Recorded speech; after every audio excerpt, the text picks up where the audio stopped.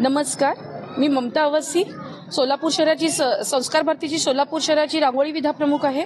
त्याचप्रमाणे संस्कार भारतीची मी कोष प्रमुख आहे. हे आपलं गेल्या 25 वर्षापासूनचं कार्य चालू आहे.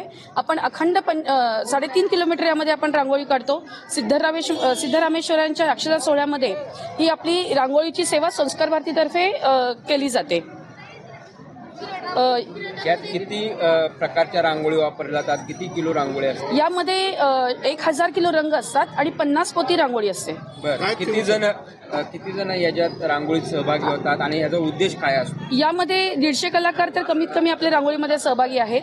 याचा उद्देश म्हणजे एकतर सगळ्यांना जनजागृती करायची, ज्यात की आम्ही संदेश देतो त्यातून जनजागृती करायचा आणि त्याचप्रमाणे यातून सर्वांना आनंद मिळतो की आपल्या ग्रामदेवतेची यात्रा आहे, त्याच्या अक्षता सोहळ्यामध्ये आपण रांगोळी काढतोय.